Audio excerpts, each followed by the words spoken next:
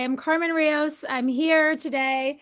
I'm the digital director of An Economy of Our Own, and I am so excited to welcome you to tonight's event on building food networks and fostering food justice in this extremely challenging moment. So I want to thank all of you for being here, and of course, thank our incredible panelists, who I'll introduce a little more in a second.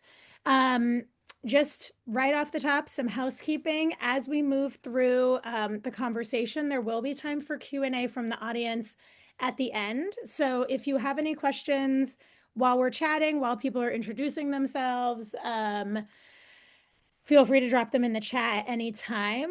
But if you can remember them, we'll let you know at the end when we're going to do audience Q&A so that they don't get lost in the mix. And then while I introduce the panelists, while we get all set up, go ahead and introduce yourselves in the chat. Let us know where you're joining from, whether or not this is your first time joining us for a Zoom of our own. And we'd also love to get sort of a roll call going for folks who are in this conversation who have ever received SNAP benefits or WIC benefits or benefited from school breakfast or lunches or senior meals. Let us know why this is personal for you, why this is resonating with you, why you're here today. And with that, I'll go ahead and let you know as well about some of our panelists. So our first is Maureen Fitzgerald. Maureen, I'm gonna spotlight you and let you introduce yourself. I'd love to hear a little bit about your work, how you got to doing the work that you're doing, and why you continue on.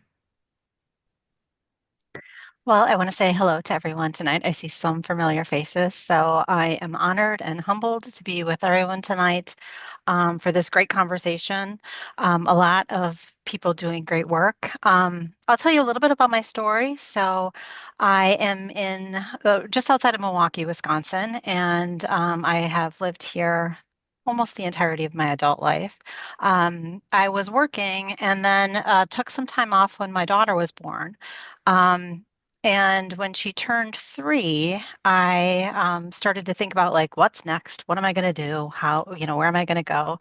And I saw that the local food bank was hiring for a SNAP director. And I had no idea what that was or what that meant, or I didn't even know what SNAP was at the time. Um, and I went in and started helping people with food stamp applications, right, with SNAP. It was like a mighty team of 3, I think, at the very beginning. And we helped people in the community, assisting them with SNAP. And I will tell you that I think in the first week, I went out and I met with this woman, and we actually went to her apartment, and she was, I think, probably about 70. Um, and she started crying and she said she didn't want to apply and she was having a real hard time um, feeding herself. But as we know, as women, right, that wasn't her concern. Her real concern was that her grandchildren kept coming over and she didn't have food for them and she didn't know what to do. So we talked a lot about it and she wanted to know if she could hide it from her daughter. So she was very concerned about the SNAP card coming in the mail and what that looked like. And she was very concerned about her daughter finding out that she needed help. Because I think also as women, like we don't like asking for help, right? Certainly not for ourselves, but she was in a situation where she wanted to help her grandchildren. And so she started to get SNAP. The first time she went to the grocery store to use her SNAP card, she said she got sick. So she got sick in the parking lot. And so that work just became really personal and really important for me. I became the advocacy director for the food bank then and started really thinking about policy, about how we can change policies because no one should be hungry, right? It's a decision that we're making as Americans that people are hungry in our community. It was a decision that we were making that this woman had to be embarrassed about asking for help because we stigmatize and make it difficult for people to apply. We make it difficult and complicated for people to use the cards. And so I frequently worked in food banks, both sort of because I enjoyed the on-the-ground work, but also doing policy. And now I work as a consultant, helping both food pantries, food banks, and some public policy think tanks work on these important programs. Charity is not the answer. It cannot solve hunger in the United States. It has to be through decisions that we're making in Washington are really excluding people. So I'm really excited about the conversation tonight. I'm happy to be here, and I'm looking forward to having a really robust and great conversation. But I've been doing this work now, probably, I'm going to age myself, probably about 17 years. So I love it. It's great work, and the fight continues. Thank you so much, Maureen. And now I want to give our other panelist, Honor Horton. Let me just find her in here so I can spotlight her too. All right. Hi, Carmen. Hello. I'm like, I saw you, but I couldn't find your name in the. Okay. So bring it on. Tell us about the work you're doing, your journey to this work, and what's keeping you in this. Great. Well, thank you all so much for being here tonight for this conversation. I'm really pleased and honored to be joining you all. And I'm Honora Horton, and I am the executive director of Hunger Free Vermont.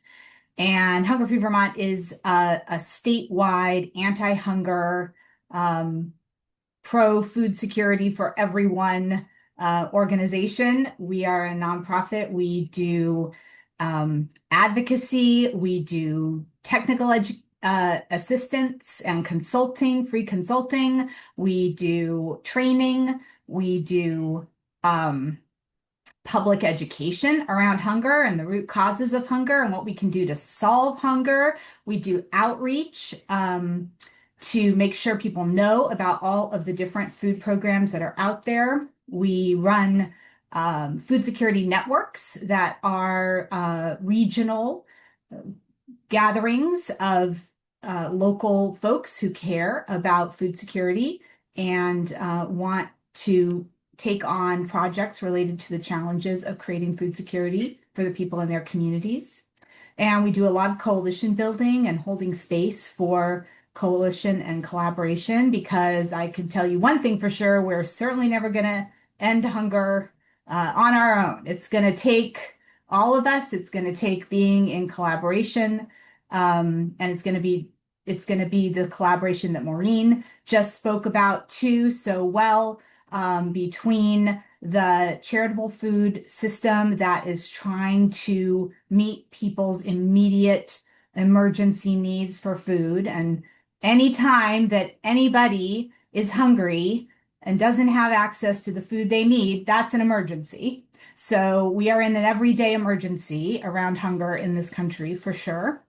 But also it's going to take that advocacy work. It's going to take government solutions that are actually work for all of us. So it's going to take we have to do both of those things at the same time right now if we're going to end hunger.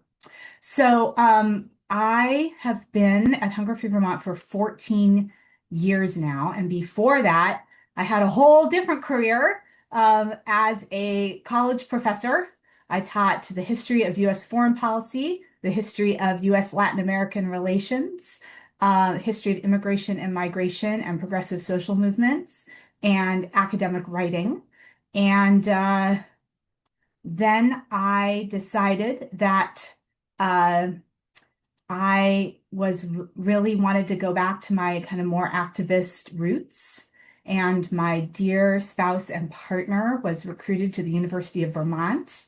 And I grew up in San Diego, California, and have lived in a lot of different places. But I have to say, honestly, And I love Vermont now. I'm so happy to be here. But I seriously was like, where is Vermont? I mean, where on the map? And then I said, that's got to be really cold. And but true love won out. So I we moved and then I started looking around for like how where could I make a difference? And somehow, without any background in child hunger or legislative advocacy or nutrition policy of any kind, I ended up being hired as a child nutrition advocacy manager at Hunger Free Vermont.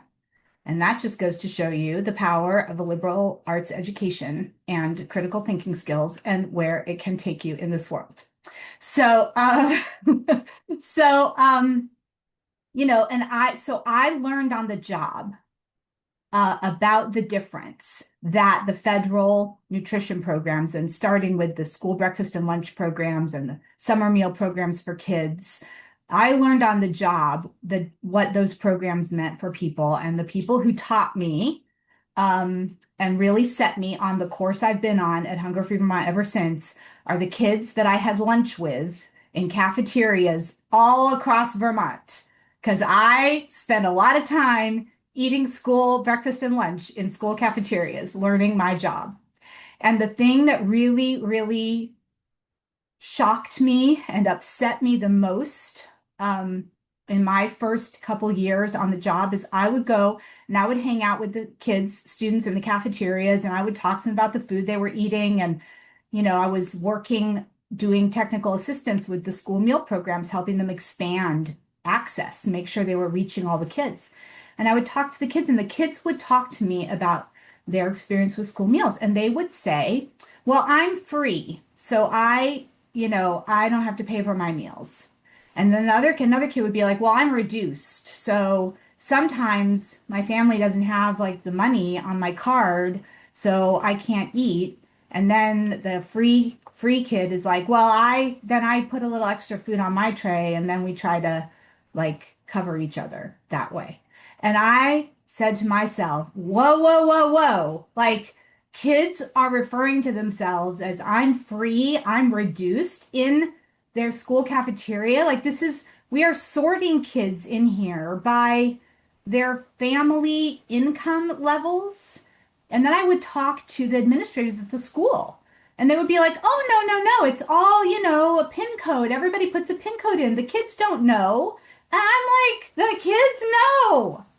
The kids always know. And this is unacceptable. It is unacceptable that we are creating a lifetime of shame and stigma for kids and the next generation.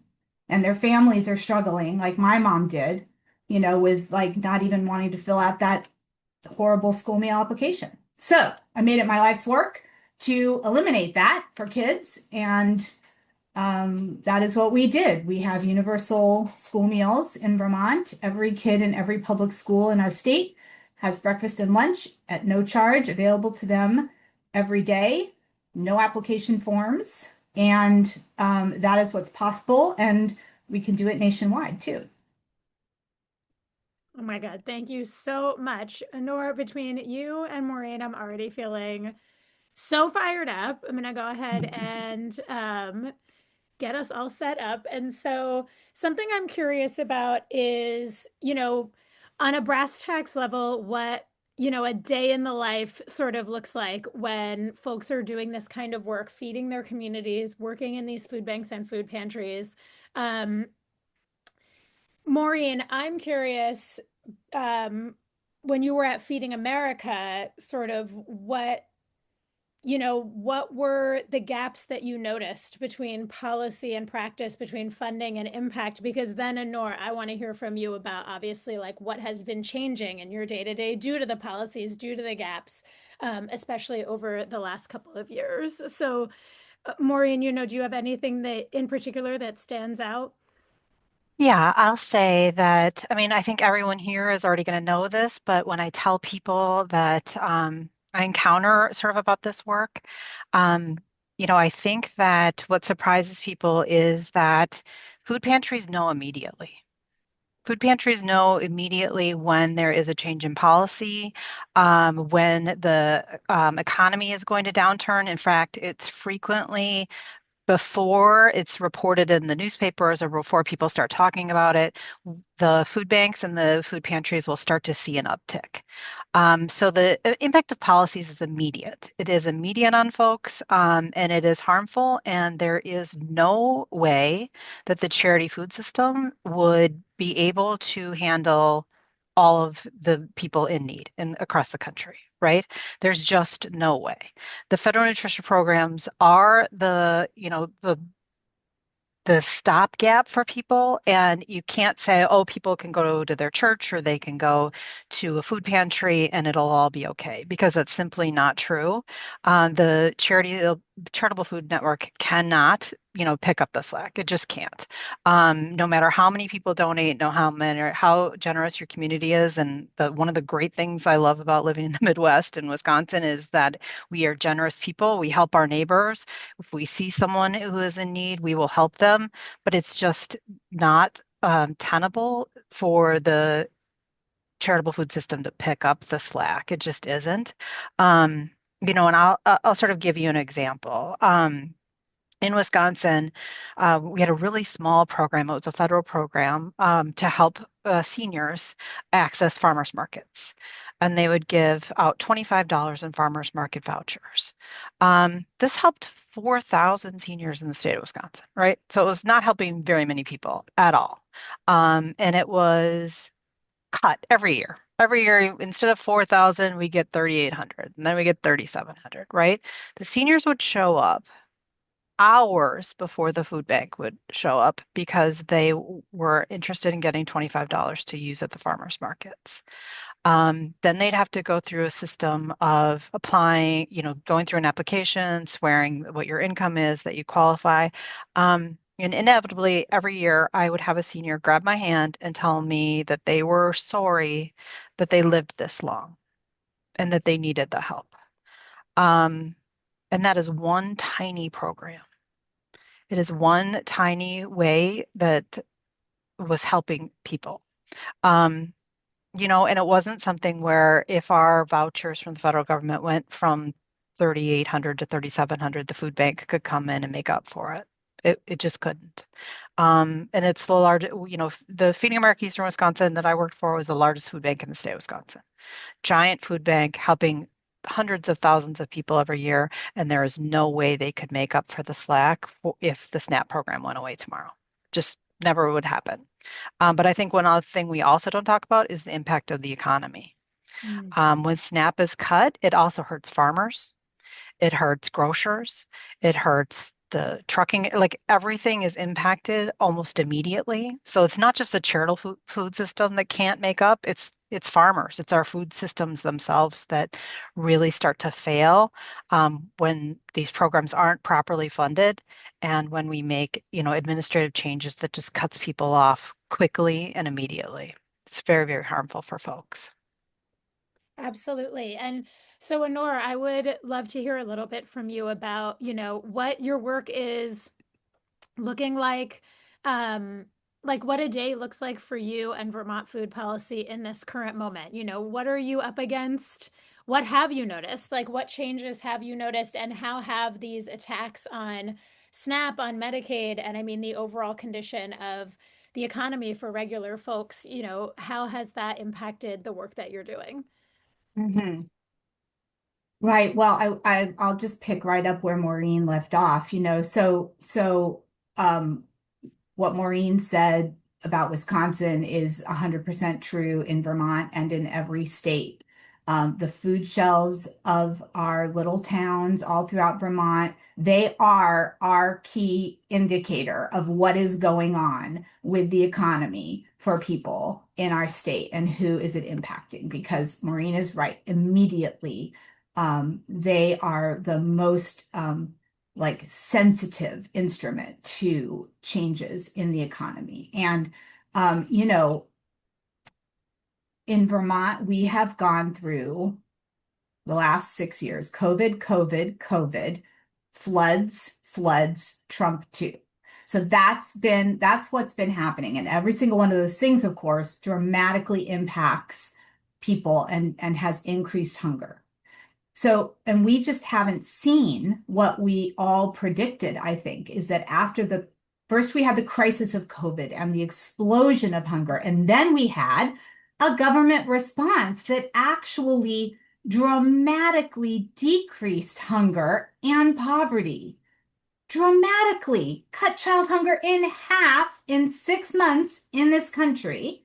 So that just shows what we can do, right? That actually shows that it is so simple to end hunger in this country. It's so simple. We know exactly what to do. We have all the tools in place. So simple. We could end it tomorrow.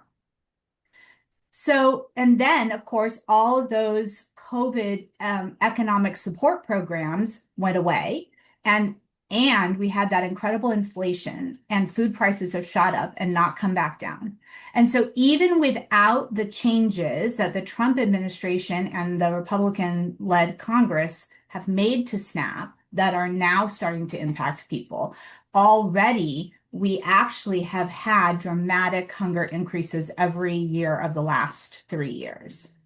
So that's, kind of what we're dealing with, right? So our work is at multiple levels at once. So we do work at the federal level, along with anti-hunger advocates all around the country, to fight back against the efforts to cut these programs or make them increase the paperwork burdens to make them unusable by people. And that's actually what's happened to Medicaid and to SNAP through HR 1, the One Big Beautiful Bill Act.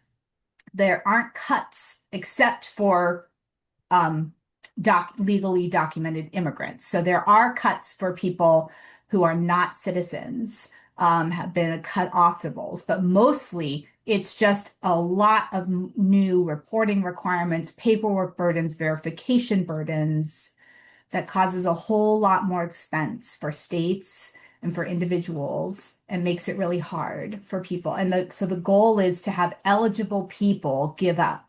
And that's how they make the cost savings that they're using to give huge tax breaks to the wealthiest folks in that bill. So, and believe it or not, if all of us anti-hunger, that sounds pretty terrible, but if all of us hadn't worked together in coalition around the country, the plan for what would be in that bill for cuts to SNAP were way worse than what was passed. So, it's a victory and a failure all at the same time at the federal level right now. So there's that effort that needs to be made. But we know that right now the federal government is really not our friend, right? So we have to look to our own state governments, and that's where we're really focusing. And we're going to our state government legislature, and we're saying, you know what? We don't have to have people lose their eligibility for SNAP and Medicaid. We don't have to give up on basic needs for people, healthcare and food. I mean, you don't get any more basic than that. And we don't have to give up on that. We could fund a set of benefit assisters who just and put them out in all of the trusted local agencies that are directly helping people.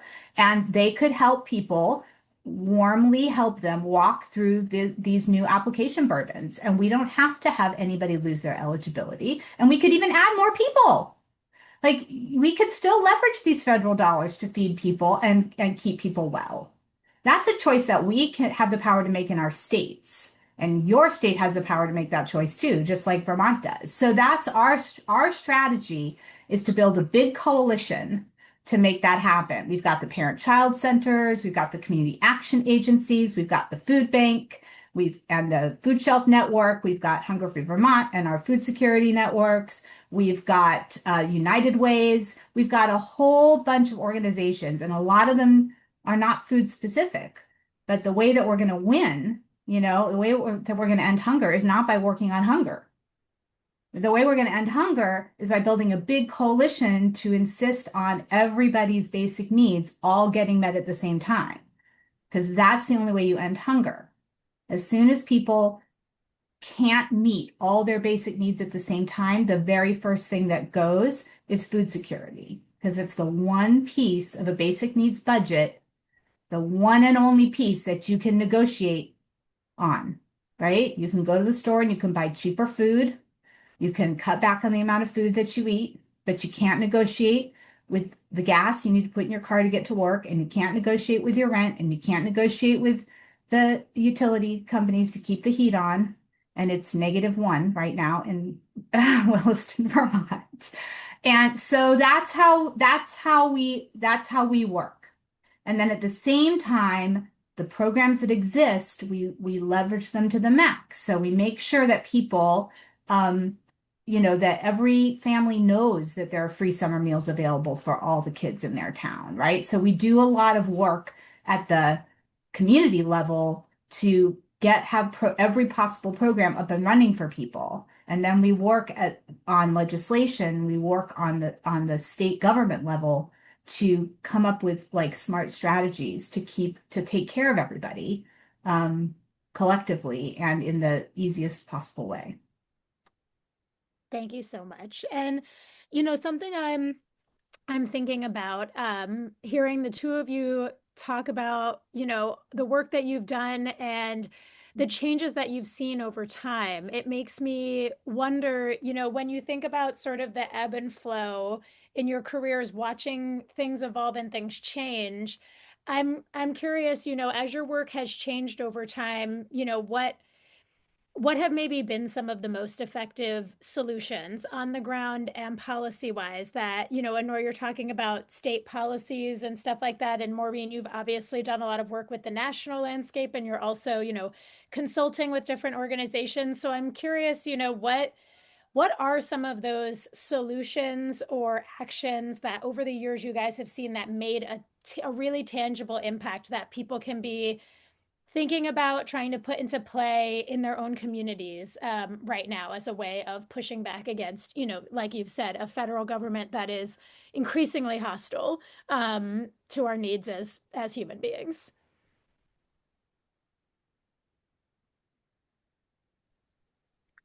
I don't know which one of you you're asking us, but I'll jump in. Oh, both of you. Um, I think what you're going to hear from Honora and I tonight over and over and over are two things. And one is like SNAP works, right? The program works. The federal nutrition programs work for people. They dramatically reduce hunger across our country. But advocacy works too. And so I think what we see is y'all are here tonight, right? We're all having this great conversation. You're interested, you're involved. And I think that's step one, right? Step one is sort of to understand what these issues are. And I'll say, like, in terms of the ebb and flow, like, I feel like what we saw immediately with the pandemic is a federal response that was dramatic and reduced hunger dramatically, but they were also listening to the advocates. So we were here saying, here's what works, here's what we need in our community, here's how, what you can do. We're not going to get that response right now from the federal government, right? Like that's just simply not going to happen. But I think what Honora is saying is absolutely correct. At your state level, that works. But I would even push that I think it also works at the hyper local level too, because Wisconsin doesn't have universal school meals. We have kids that are getting, their hand stamped because their parents are behind in paying for their school meals. We have kids that get cheese and crackers rather than getting a school, and we don't have school breakfast across the board either. In fact, there was literally an article yesterday in Wisconsin that said there's this school district in Door County, Wisconsin, which is like an affluent vacation summer area for folks, where they understood that feeding the kids helped the kids, and they started feeding the kids, and lo and behold, it's outperforming every other school district in the state of Wisconsin, right? They've got 35% of their kids qualifying for free and reduced price meals, which is fairly high. And now that they're feeding the kids, they're outperforming everyone else. So understanding what the local landscape is for you. What is your school district doing? What do they do? Do they have universal breakfast? If not, why not? What can you do about that? And I firmly believe that it takes, not to offend anyone, but strong women to come in and say, hey, this isn't okay for our kids, right? And make changes. And that does make changes. It is something, Nora's great success in Vermont is because of the vast coalition that she listed, which isn't just food advocates. It's all people across all, the most effective are usually someone coming in and saying, this happened to my grandchild or this happened to my mom as a senior, or this happened to my child, who, you know, didn't do very well on the school test because they were hungry. And so understanding what the landscape is, both at the state and local level, I think can make a huge difference. And then not letting them off the hook at the federal level, right? Because it's not okay. And I'll say that while, as advocates, we have to sort of say, okay, we didn't lose completely. It isn't horrible. Like it's horrible. It's horrible. It's happened. It's been really deflating for a lot of advocates because we had such success and we saw such success coming out of the pandemic where people were responding in a way that finally we were like, oh, policy matters. We have all kind of now understood that policy matters. All along we've been saying it and now we're being listened to. And now to me they've turned that on its head and taken policy, administrative policy, and really tweaked it to a point where I think we should be outraged. I'll point to one thing that's really policy wonky that I think we could all write a letter on, which is they're trying to take away the data, right? Which is crazy because you know what? It works. But when you change the policy and you cut people off, we're going to see a spike. But we're not going to see a spike right now because the USDA has stopped releasing one of the most important data papers that they put out. And people should be outraged by that. We deserve data. We deserve an open government. We deserve to understand the impact of policies at the federal level, at the state level, and at the local level. And I think it's really easy for us to make calls to, and I understand there's so much happening right now.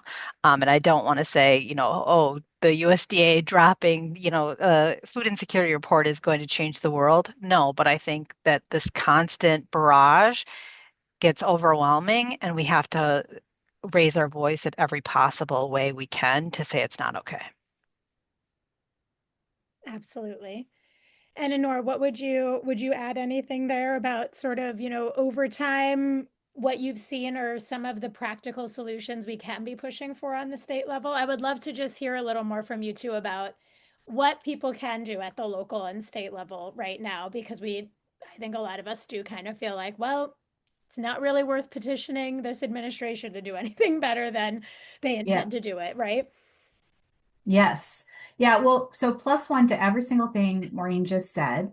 And I do think that it is important to keep calling upon our representatives at the federal level to keep fighting and keep holding the Trump administration accountable for things like this decision to just not collect the hunger data anymore. Why? Well, because they know they're causing a spike in hunger. So they don't, I mean, yeah.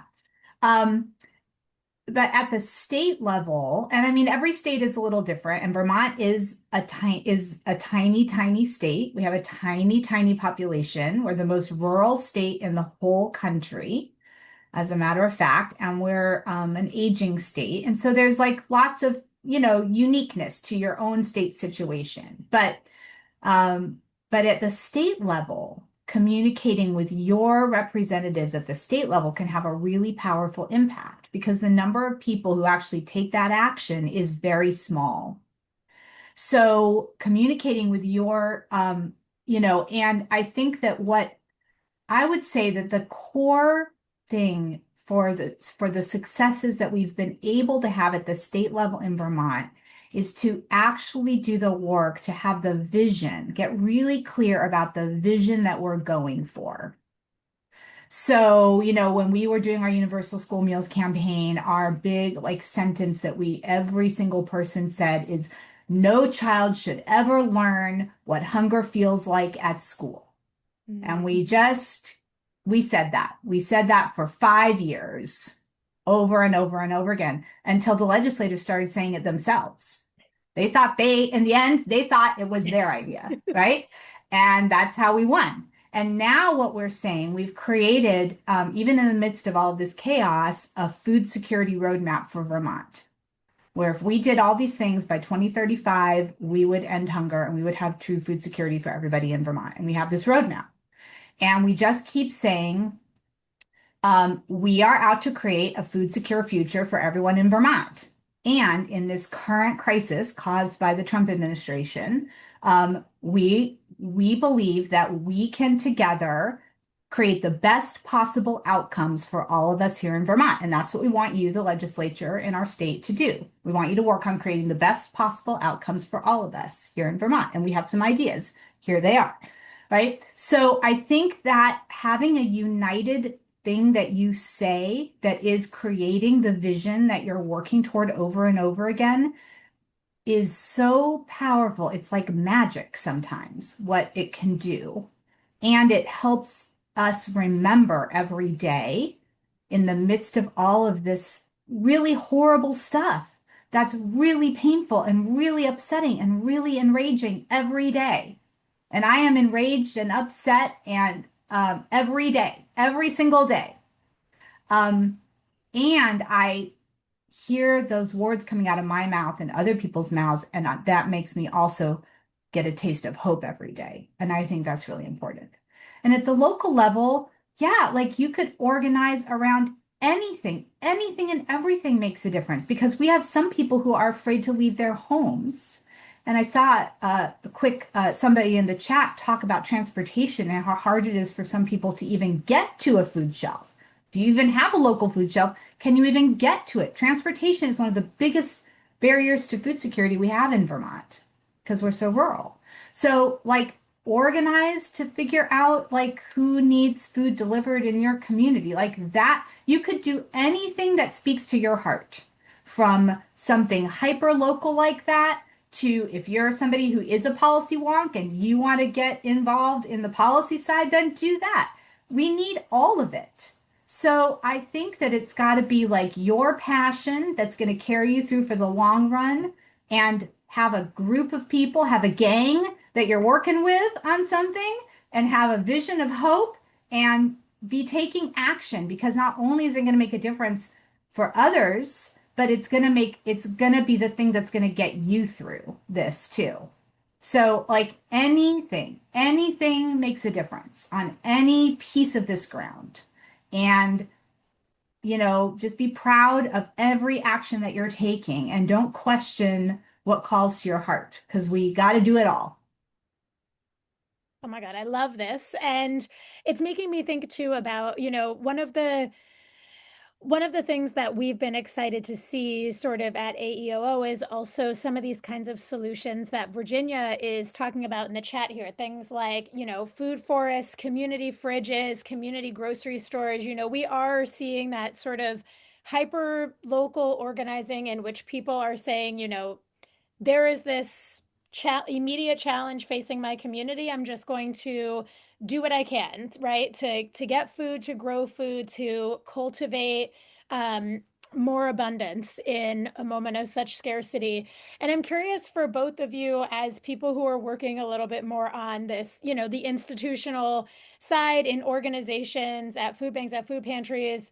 Um, how do these kinds of solutions sort of help round out the landscape? I'm curious how you feel about that broadening um, ecosystem, right? Of solutions that people are engineering to the food crisis, or should I say the hunger crisis, right? Because we know there's enough food where they're just not getting it to the right people. And especially I'm thinking, in communities without food pantries, without universal school lunch and school breakfast, like these are great stopgaps. So I'm just curious, how can people keep their neighbors fed, and how does it all work together? How do you see that all coming together as like pieces of a different puzzle?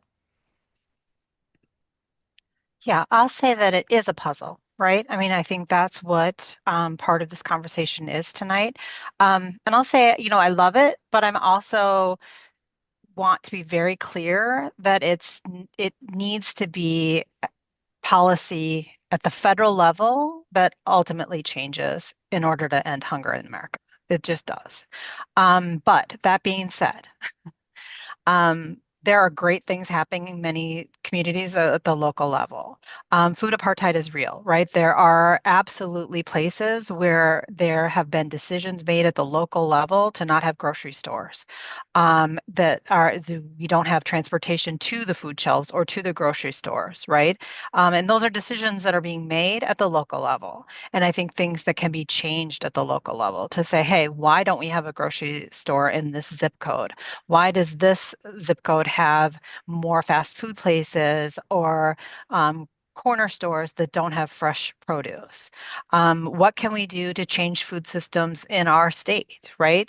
I'm having a great conversation with folks who are doing amazing work connecting our tribal nations in the state of Wisconsin to local food systems to get fresh food into schools. And it's amazing work and it's fantastic. And I think it's going to change the conversation that we have about food and also nutrition because we understand things about nutrition now that we didn't, when the school food system was set up. Or frankly, when a lot of the food pantries and food shelves got funding from the federal government when it was all canned and high sodium and things. So really thinking about how we're feeding people across the board. But we also need advocates to stop what's happening at the federal level and to raise our voices and to do all of that. So it's heavy lifting. It's a lot of work, but this is a puzzle where people are doing amazing work in the charitable food system. People are doing amazing work making sure that their neighbors are fed. Um, but we have to think about sustainability over time, and we have to think about how we're, as a country, making a decision that there are certain people in our country that are going hungry. And how do we stop that? And how do we raise our voices to stop that? And how do we make sure we're sharing our platforms so people who are experiencing hunger are able to share their stories in a way that they want to and in a way that changes things in their community? And I think that's really important as well. So to make sure that everybody's got a platform to be able to share their stories to make change. Absolutely. And Honora, anything to add? You know, um, there are people who cannot access SNAP, for example. Either they're excluded by the program rules.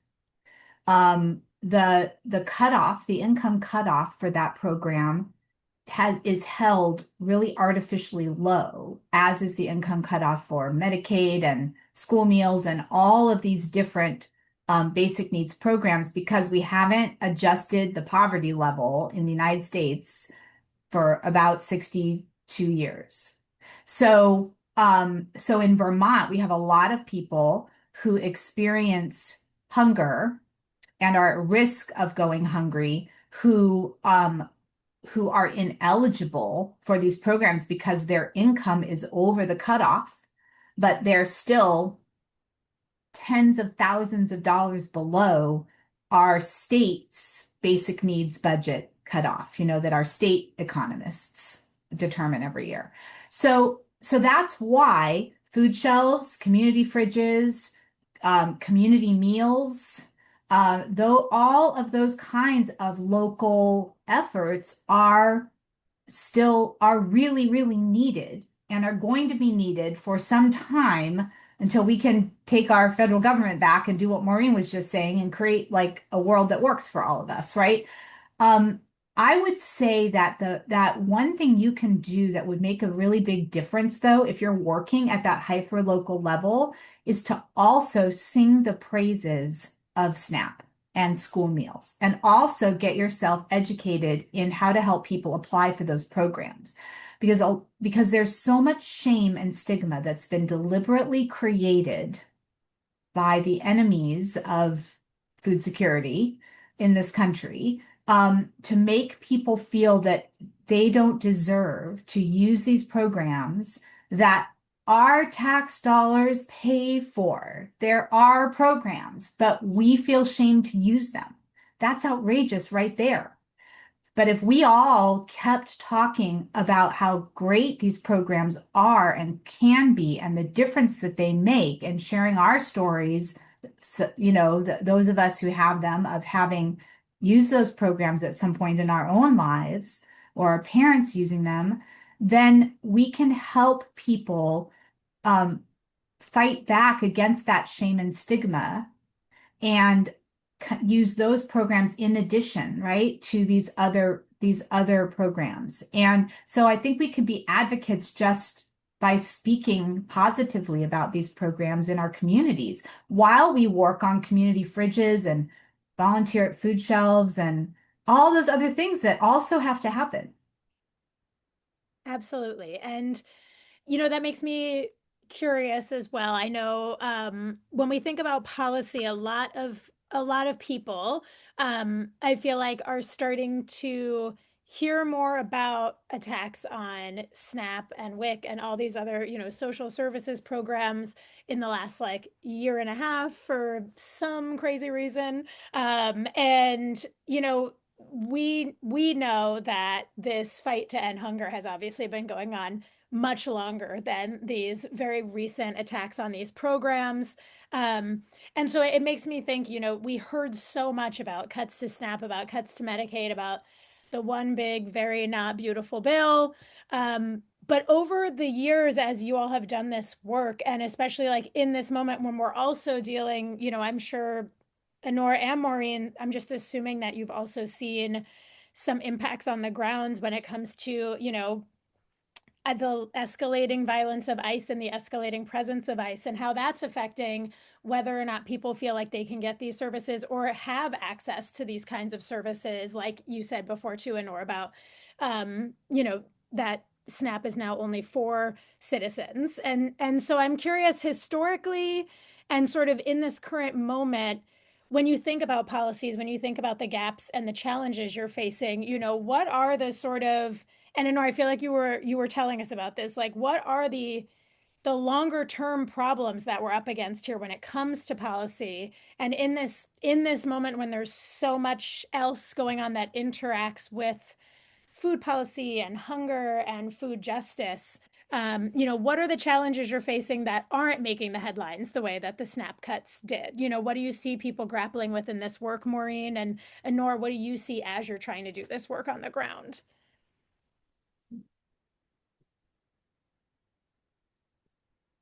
You want me to start this round, Maureen? All right, I will.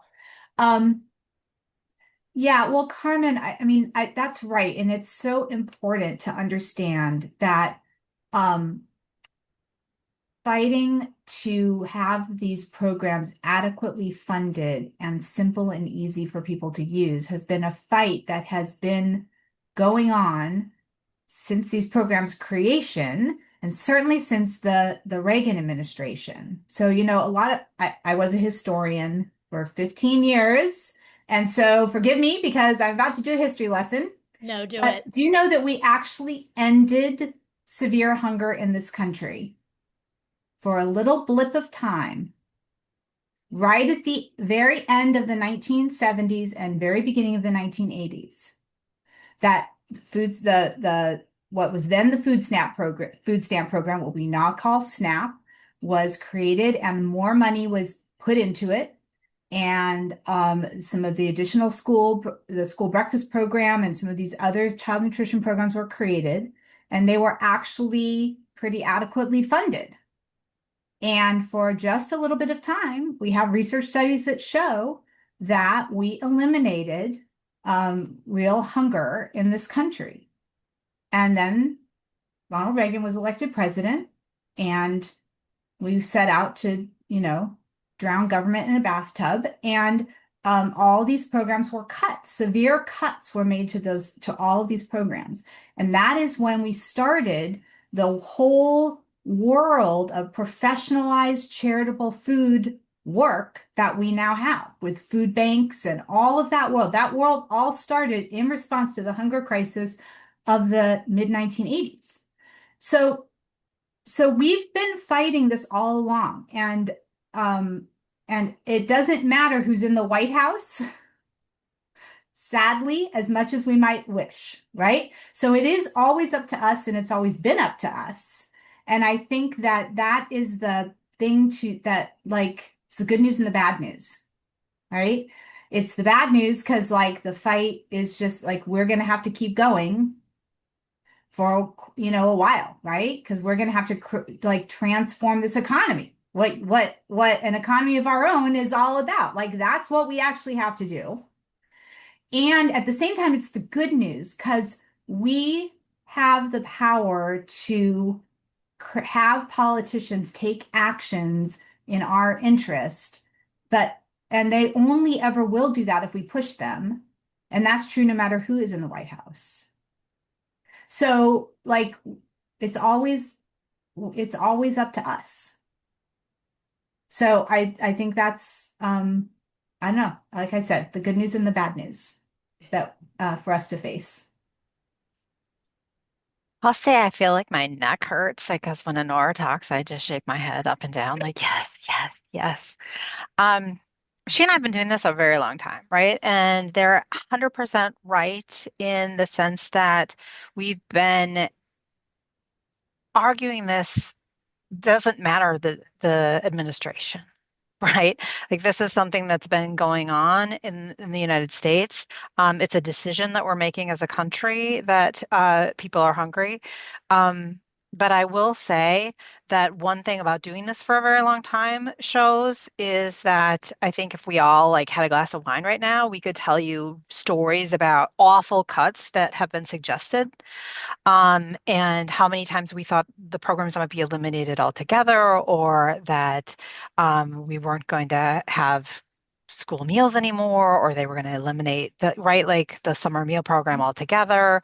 Um, and it took broad coalitions of interested folks across the country, not just advocates, not just people who are in this in the day to day, but everyone who's on this call tonight and all your neighbors and all of the people who are doing amazing work in the communities to stop the harmful cuts. So while this is extraordinary right now, it's not going to end, right? Like until we all make sure that it ends, because it should end. Right? There shouldn't be as many food banks. There shouldn't be as many food shelves. Like it just shouldn't happen. It shouldn't be commonplace that some people have to go to a basement of a church and get a bag of food that they didn't pick for themselves. Right? Like it should be something where people can go to the grocery store of their choosing to get things of their choice that works for their family, that works for their cultural preferences, all of the things. And we have to make our decision as a country that this is just not okay. It's not okay that kids go to school hungry. It's not okay. It's not okay. The hunger spikes in the summer for kids because they're not getting school meals. And then even when they're in school, the sometimes the schools only feed them on test day, right? And then you're like, why aren't the kids doing well on tests? Well, if you're feeding them every day while they were learning, maybe that they would have been retaining what you were teaching them so that they didn't just get a meal on test day. Um, and so I think while the fight will continue, I think that I'm thrilled to be having the conversation tonight. I'm excited by everyone here and all of your networks and all of the people that you know and all the work that you do to go back and say, hey, this is another piece to making sure that we have a fair and just society. Right? It's one more thing that we need to make sure that we're talking to our local elected officials, our state elected officials, and our federal elected officials to make sure that we're saying, one, these programs work. And we know they work because immediately during a national pandemic, it was one of the first actions you took. And we care about the food that we have, that our neighbors have, that our kids have, and we want to make sure that our seniors are fed. And those programs are vital, from birth until we're seniors.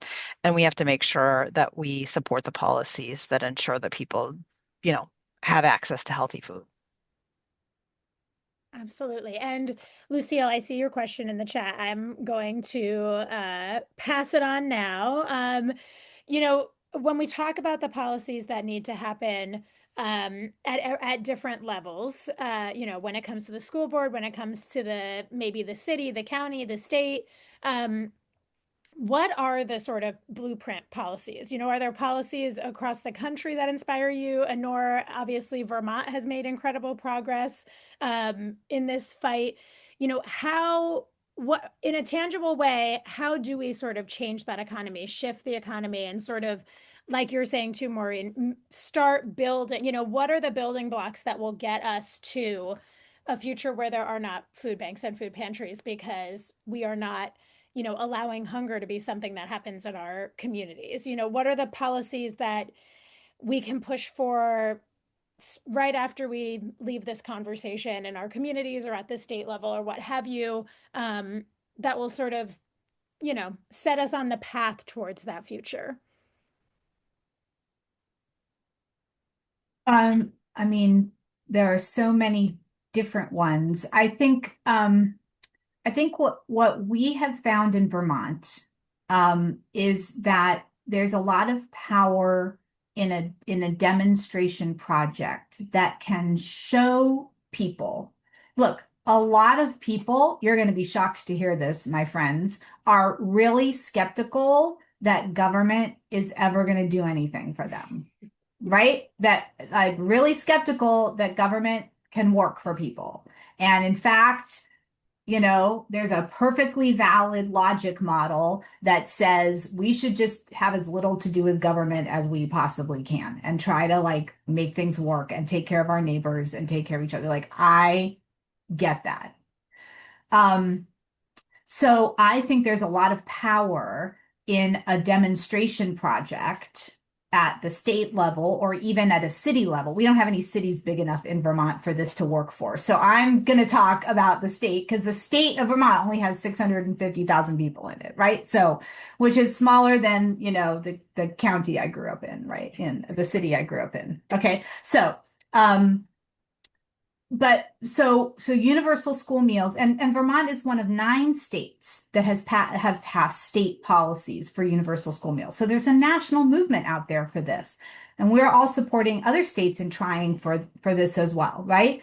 But what it proves over time is that actually all the bureaucracy and the paperwork of sorting kids into free and reduced and paid costs so much money, and that when you actually take all that away and you just feed all the kids, that it actually leverages way more federal dollars. We're getting millions more in federal funding to support school meals and our farmers, right? So the multiplier effect, when you can start to prove that, well, now schools have more money to buy food from Vermont farms, and Vermont farms are able to weather the climate change disasters that we're having more because they have guaranteed sellers in the schools.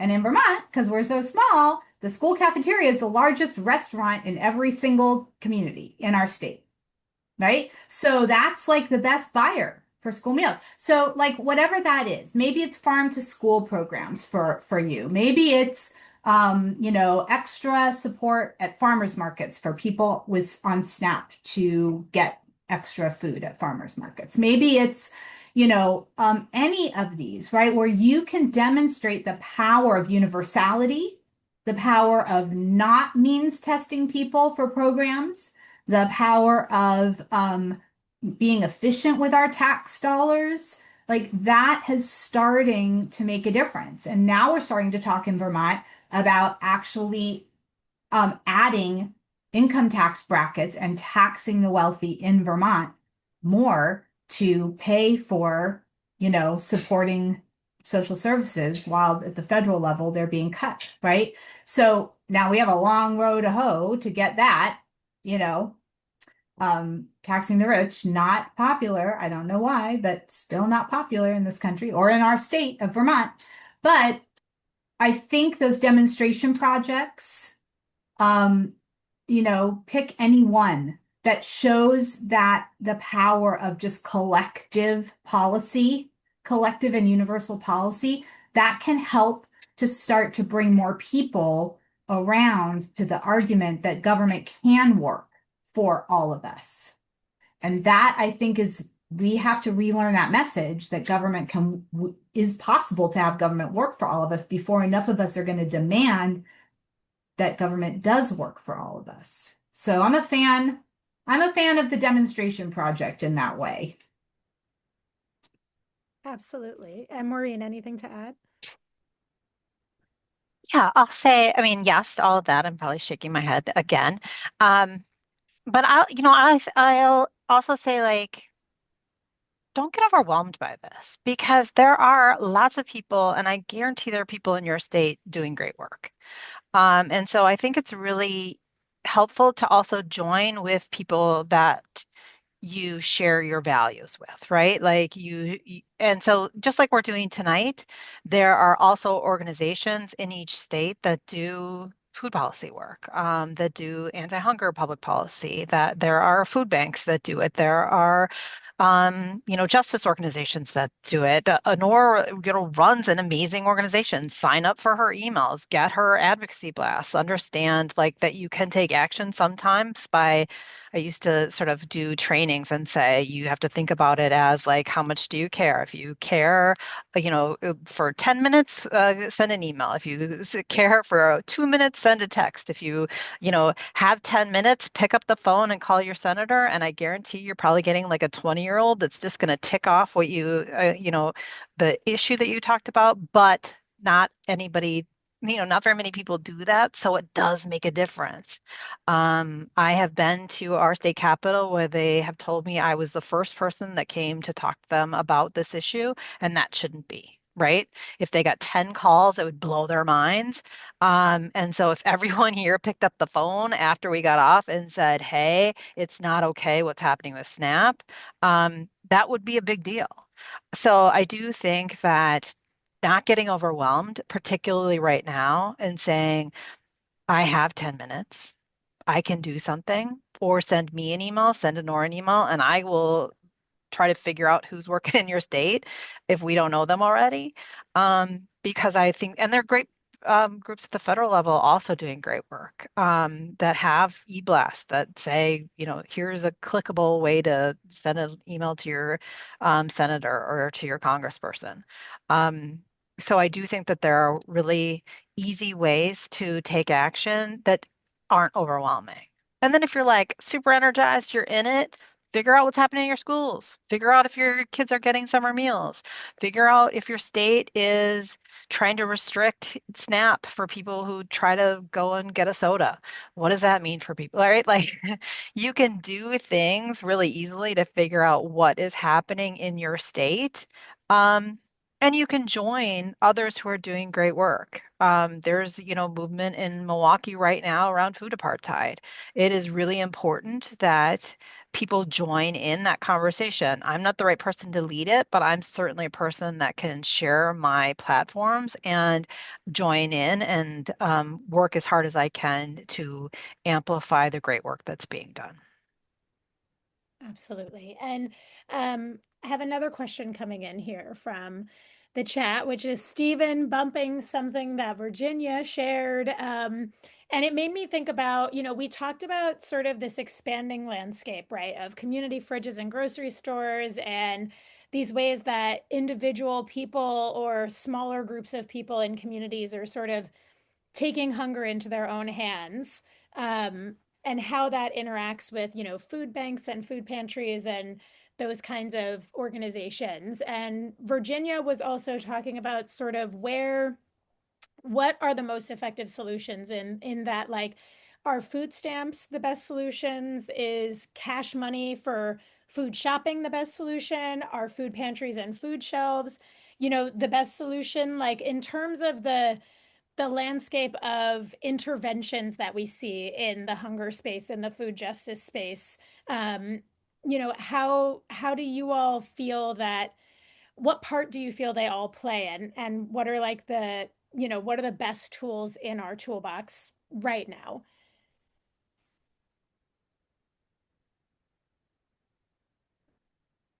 Well, I mean, there's two different ways to answer that question. So in terms of what of all those solutions is like the most efficient and cost effective and reaches the most people? That's easy, right? So I think this is Feeding America's own statistic that for every one meal equivalent that is provided through the charitable food system, SNAP provides nine. And that's just SNAP, not counting school meals, summer meals, after school meals, childcare meals, Meals on Wheels, and WIC. So you put all that together, and it's really clear that just having people be able to take an EBT card and go to the grocery store and make their own choices and go through the checkout one like everybody else is so much more cost effective and reaches so many more people. Because what we've created, because that program is too stingy and the application is ridiculously long and complicated, and we've shamed people to not use it, and we've made the income limit so so low.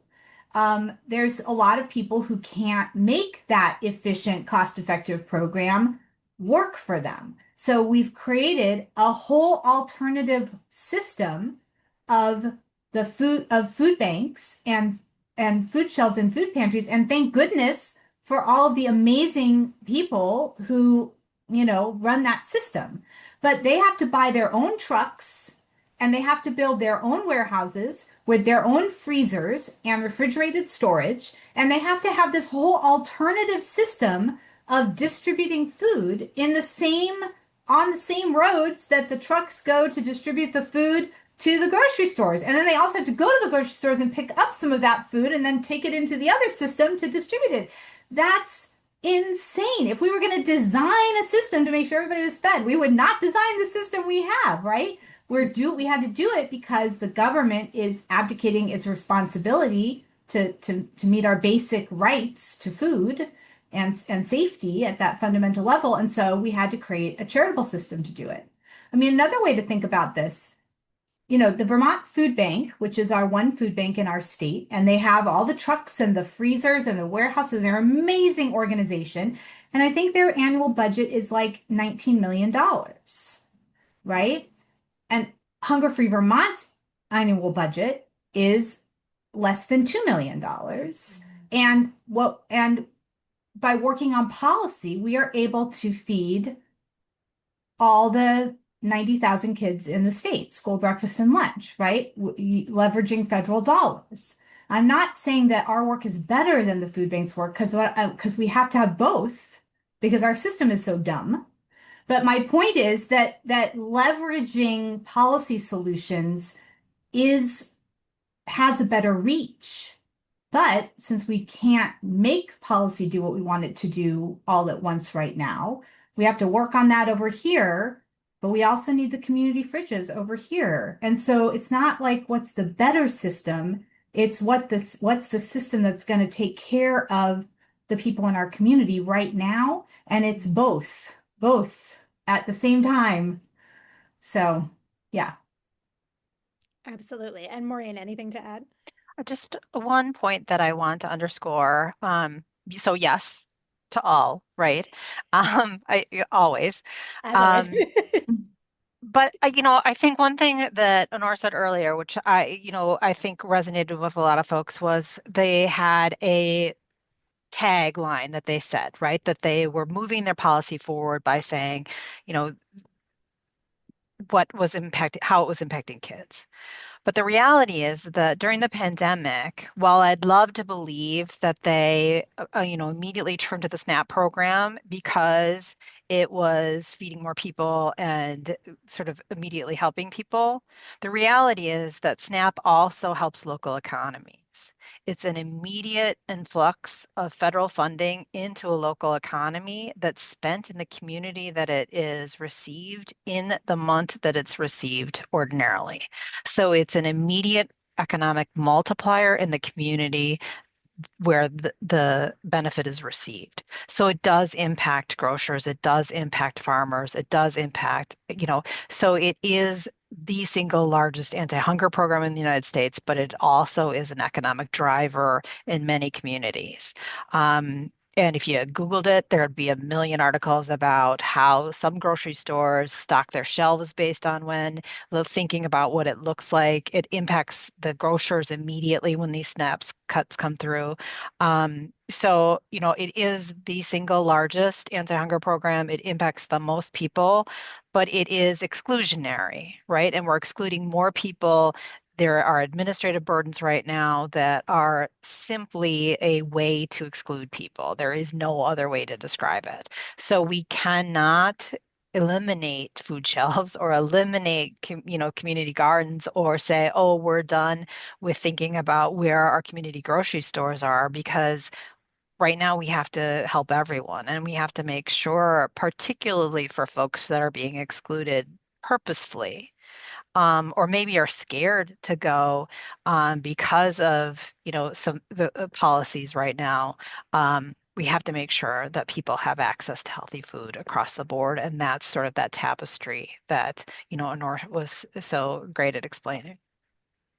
Absolutely. And I want to, if other people have questions, please do put them in the chat. I have a couple more questions, but happy to throw any into the mix here because I know we're coming up on time.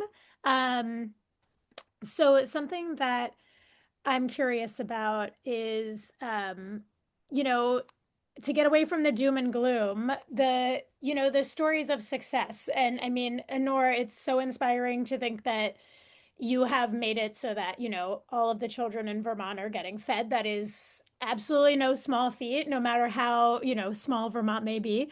And I'm just curious about about demonstrating the impact. You talked about demonstrating the impact, about having sort of these examples that you can point to, that there are successes, that things are working. I'm curious for the two of you if there are moments from your journey that stand out to you as like proof that, that we have the tools that we need already to solve this problem, and that, like, we can engineer solutions to massive problems. Um, Despite the challenges we face. I'm just curious if there's examples that you two think of as sort of, we did that. Our work did that, and we were able to make these really massive changes due to policy or due to, a community coming together to support one another. Why don't you take this one first, Maureen? I mean, I think to me, it usually does, revolve around kids and the policies around kids. So there was a policy that came out of the Healthy, Hungry, Free Kids Act many years ago that was called community eligibility. And basically, what it did is it eliminated some stigma around school meals, right? Sort of providing all meals to all kids for free. So it was a sort of smaller version to what Nora's done for the statewide, but it was school by school. If the school qualified or if the district qualified, they could adopt this policy and feed all their kids for free. And it was sort of fun as advocates to be able to assist schools in being able to do that. One, because it was transformative once the school adopted the policy. Two, because it was a complicated policy that advocates really understood. So we were able to go in and talk to the nutrition directors and explain the policy and sort of lift some burden off of them because they're doing extraordinary work feeding the kids, but maybe not paying attention to the nitty gritty of, something that's coming out of DC. And so we watched that adoption of that policy that impacted, hundreds of thousands of kids in our state, and really became, um, sort of one district after another district. And then because we were able to connect the districts, then they started sharing food and sharing tips and really thinking about it and sort of became that first um, interweaving of advocates around our state to start to do some really great work. So that's what I think about. I also think about, like, because we're advocates and because we're organized, I keep a wish list of things I want to happen, right? And so when the pandemic hit, I had a wish list. We were able to share that with legislators really quickly, and at the same time, they were so busy dealing with so many things that they weren't able to pay attention to everything. So we were able to really move the needle in many ways really quickly, particularly around SNAP at that point. So there was some SNAP administrative funding that we were able to think about. How do we make the application easier? How do we do online applications? How do we make sure the phone's being answered when people called? Are we translating applications? Are we making sure we're not excluding people? by unnecessarily making, sort of redundant paperwork. Um, and I think that's something that once you see it go into place, it's very hard to undo because people like it and respond well to the policy. So those are two that sort of popped into my head. We haven't been able to pass universal free meals in Wisconsin, but we will because it's going to be successful in so many states like ours that I think it is unjustifiable for kids to fall behind because they can't get a breakfast or a lunch at school. Mm. I ended on a down note. I was trying so hard to be upbeat. Um, I think their story was totally inspiring, Maureen. What I love is seeing champions emerge and take the lead in the coalitions that we create to move these policies forward. So um, the School Nutrition Association, every state has one, and it's the association of all of the folks who work in school meal programs. So the School Nutrition Association of Vermont was our key first ally, and then the Farm to School and Early Childhood Network of Vermont came in, and then we got the teachers union, the largest teachers union and school staff union in our state.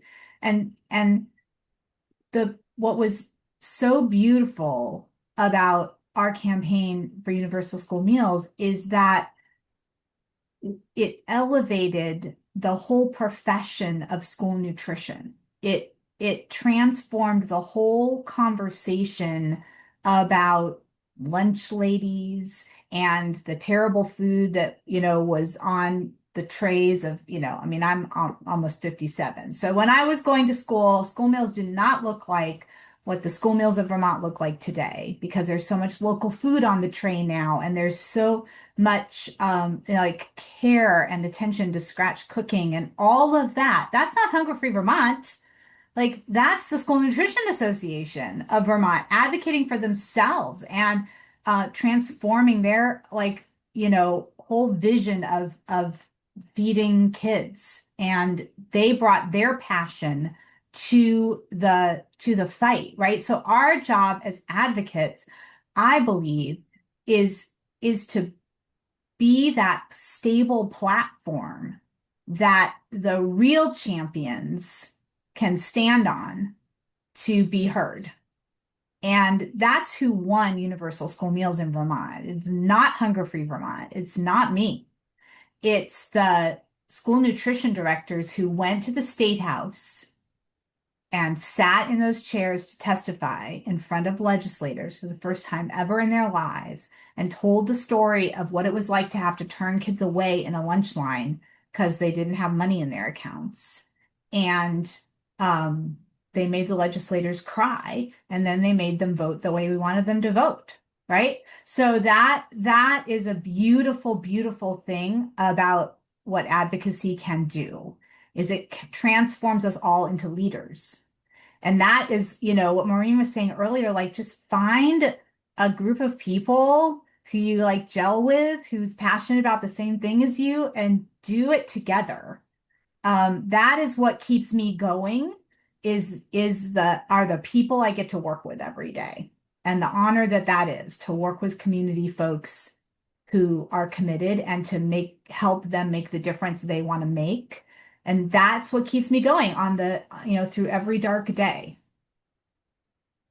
Oh my God, so many well-deserved hearts in the being reacted to this. That I love that. Both of you gave very inspiring answers. And something that I was thinking about too, because I'm sort of looking at the chat, and some of the questions that we got from the audience as well in advance were about topics that don't necessarily feel like they are related to, food justice or hunger. But I know before Honor and Maureen, you both sort of talked about how every issue is about hunger, right? Because this is connected to all of these other economic areas, connected to all of these other areas of our lives, right?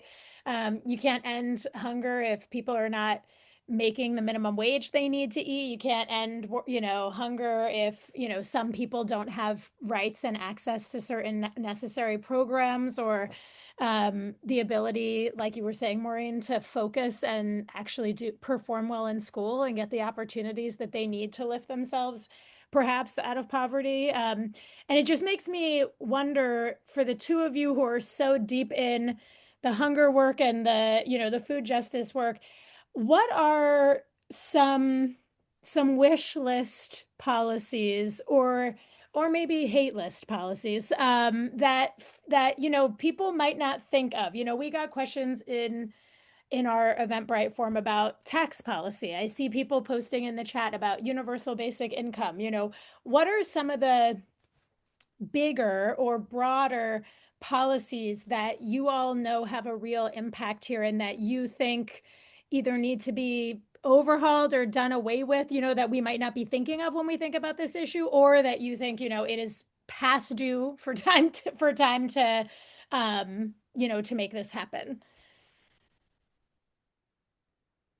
Yes, I've been seeing a few of those comments in the chat as well. And I will just say, um, our Vermont's food security roadmap to 2035, our actual ultimate government solution to create food security is actually a guaranteed minimum income for people, right? So the easiest, most efficient, cheapest, most dignified um, way to end hunger is to end poverty is to just, give people a minimum amount of cash and let people make their own very wise choices, which is what most people do, and know what they need. They know what their families need. They know what they need to prioritize to take the best care of themselves and their families that they can. And so that is our ultimate goal. Now, to get there, I think we've got to do a whole bunch of demonstration projects, like I was saying before, and build on them and start to chip away at this really inequitable world of tax policy and economic policy that has been deliberately constructed, right, over decades and decades and decades. But I do think that that makes the most sense. It's the simplest is usually the best. So just give everybody some cash and we could all go do something else with our lives, We could go on to the next thing that needs to be tackled. Yeah, one has to imagine what would happen if they just gave that ICE budget to us and let us decide what we wanted to do with however much of it was for every single person Oh um, yeah, I who paid mean, into absolutely. it. And Maureen, what about you? I think people definitely want to hear what's on that wish list. I'm happy to share the wish list, but it's very, very wonky. It's very, the very specific, like this statute needs to change and this needs to happen immediately with this kind of funding. Um, but I do think that hunger intersects with so many different issues. So, absolutely to, Honor's point about universal basic income and the proof that it works and the studies that are out there that show that it sort of is generational impact for folks. So I do think that um, is vital for folks. But I also think like one thing that we did in Wisconsin is really get all kinds of advocates together from all different sort of sectors. So thinking about the child tax credit and the Medicaid and what are we doing, and so we would bring food. Anti-hunger advocates into the room. Um, but really what we have to look at is the whole tapestry, right? Because ending hunger isn't going to end poverty. And what are we doing? And that's also a policy decision, right? Ending hunger is not going to end racism, but it's also, a policy decision that we have in the United States. So what are we going to do to sort of be advocates across the board? And I think while this discussion tonight is really important.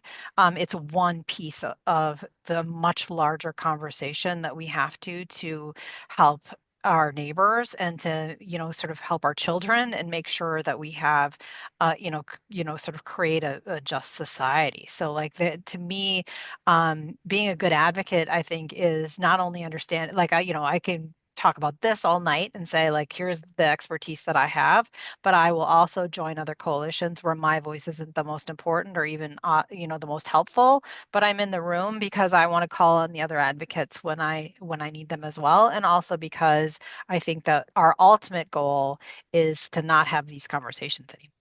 Right? To not have to be like, what are we spending our night? I would much rather be cooking. Right?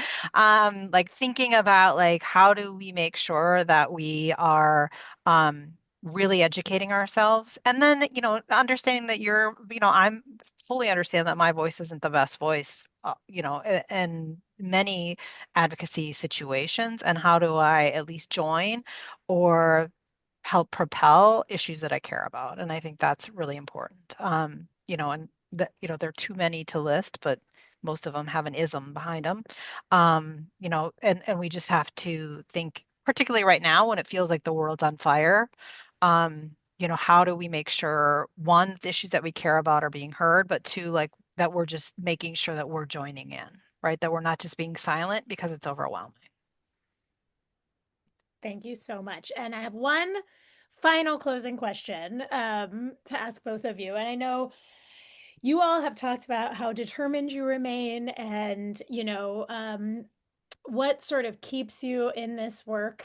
But I'm curious about what is also keeping you hopeful. You've talked a lot about too, like a lot of us do feel deflated or hopeless, or we question, whether the things we know how to do and have been doing for the last, 10, 20, 30, 40 years to try to change things are even more futile than ever in this moment. And so I'm curious if the two of you could share sort of what's keeping you hopeful in this incredibly challenging moment, and then also maybe give a closing marching order to the folks in attendance of something that they could do right after this or tomorrow that can get them engaged and involved in this movement to end hunger and help change that conversation.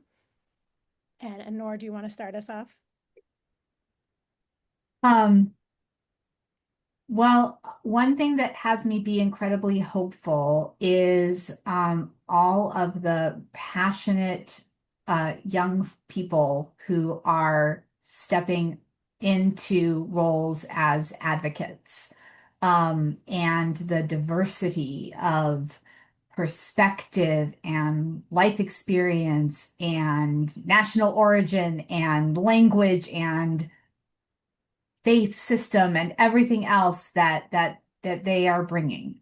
And I see that at Hunger Free Vermont. I see that in our state overall, and I see that in our country.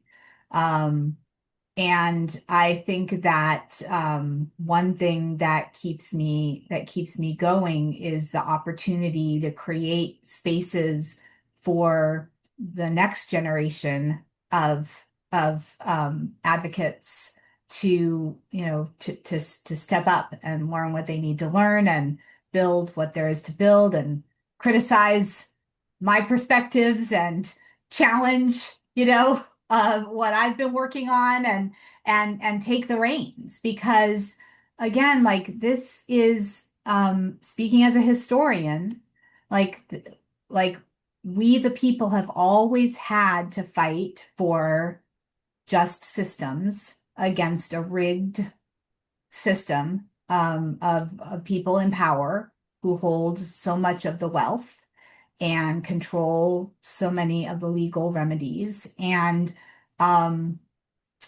so we could get really frustrated about that. And I have, from time to time, certainly gone to a very dark place and felt burnt out and all of that. And you got to take a weekend, you got to sit with a cat in your lap and read a really cheesy, cozy mystery book or two. And but then remember, like, what else would you rather be doing with your life? and you get to work with the coolest, most amazing, most awe-inspiring people in this country when you work for social justice in any way. So yeah, my rallying cry is don't be alone and go find your people and go find your issue. And that is something the internet is great for, is to search around and see who's doing something cool in your community or your state or whatever level you want to work at, and jump in, because it is scary and it can be really hard some days, but it's also like so uplifting. And it's what, I don't know, it's what, like, let's go make some meaning out there with our lives while we've got them. Oh my God, I love that. Um, Maureen, what about you? What keeps you hopeful, and what are your marching orders for us? Um, well, I mean, what keeps me hopeful is this, right? Like, I love these conversations. I love to learn that there are people, and frankly, I always feel like, oh, everyone's better than I am because I'm not sure I would be here. Right? Like this, you're giving your time, you're giving your personal time to make sure that you're one, educating yourself and learning something about maybe a topic that you weren't familiar with, or at least just having the conversation. So these kinds of spaces just recharge me in a way that you can't believe. Like it's so inspiring to me that you all are here having this conversation, that I love it. And I think, I'm going to change my answer a little bit based on sort of what Honora's been saying, and that is that you can't do this by yourself, right? So while I was going to give you marching orders to, call your school board or do something like that, I think really what you need to do is think about finding your coalition, finding your people. And I'll just share a brief thing that I've learned in the last couple of years about that. So I was bad, I think, at partner work and coalition work for a long time. And what I mean by that is like I'd go to meetings, and if the agenda wasn't happening, or if I felt like things weren't being accomplished, I'd get sort of fidgety and maybe send a staff person the next time. Um, and what a woman taught me, I think about 2 years ago, is that there's a value to slowing down in coalition work. There's a value to going out for coffee with someone. There's a value to taking the time to understand what is driving that person. Because I think what happens is that you form a much deeper bond, and then that coalition becomes so much stronger. And the work that we were doing at that time was like health systems and food systems. And so we were coming together, and like, frequently it felt like, are we getting any work done? Like, what are we doing together? And then all of a sudden, you could see all these connections being made where we got so much work done because we could pick up the phone and say, hey, I've got this project. I need a health system to join me, or I need sort of your expertise in this space to help me. And I think that was really like a learning moment for me to say, not only find what you care about, but then take the time to understand who else is in that space with you. Because I think what will happen is that when you feel like you can't deal with it, when it's one too many news articles, when it's one too many things, there is another advocate that will bond with you and move forward, and you both can take action together, or the whole group can take action together rather than feeling so alone. I think that's like really important right now. So I get energy from this space. I really thank y'all for, letting me be here, but also to hear that, and I've been reading the chat, um, which is inspiring to me. So I think, yes, find your people.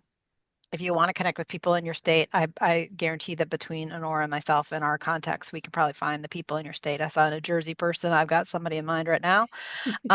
So I think there was a West Virginia too. Those West Virginia advocates are really great. They're doing amazing work out there. So I didn't get through all the chat, but I think Illinois, we got some folks in Illinois that are doing really amazing work. Yeah, find your people. but really like also connect with us. We're here. We're doing the work. I'm happy to have conversations. I'm happy to, you know, my wish list isn't that exciting anymore, but I'm happy to share it. I'm happy to share anything because I think don't reinvent the wheel. Let's all learn from one another. Oh my God. Thank you both so much. I hope that you are paying attention to the chat, seeing all the love, the deserved love pour in. Just a quick show of hands, how many people feel like you got information or ideas or inspiration that you'll use or be learning, use as a motivator to learn more about this issue? Like, go ahead and raise your hand or drop something in the chat if that's you. Ooh, I already see so many hands up. Um, yes, me too. Okay, fabulous. And obviously, keep your hand raised if you wish that we had all night to talk to Honora Maureen. I know that I do. I'm sure everyone has a bazillion more questions. We could ask Maureen about every single thing on her wish list, and it would probably still be fascinating and inspiring. So thank you so much to both of you, Honora and Maureen. Thank you to all the people behind the scenes who helped make this event happen today. Thank you, of course, to all of you, the audience, for joining. Be sure to check out the curriculum. I think we just dropped the link in the chat, but we will also be sharing it via email. And we have a blog on Medium where we share all of our videos and our curriculums. So if you are interested in learning more, if you want to dive deeper, keep an eye out for that. Click the link, save it to your drive. And yes, Cheryl, we will be sending a recording out as well. So make sure you share the recording as well with all of your friends. And of course, last but not least, stay connected with us with an economy of our own. If you're looking for people, I humbly offer that you may have found them right here. You can follow us on social media. You can go to our website, check out our resource library for more learning and exploration. You're signed up for our newsletter if you signed up for the event. So pay attention when you see it land in your inbox each month. And of course, tell all your friends to come to our next conversation if you found this one inspiring and incredible, which I am biased, but I did. So thank you, everyone, for helping us learn how to do the work and empower more women's economic thinking. So thank you again, Honora Mori, and thank you again to everyone who tuned in. Have a great night and more from us very soon.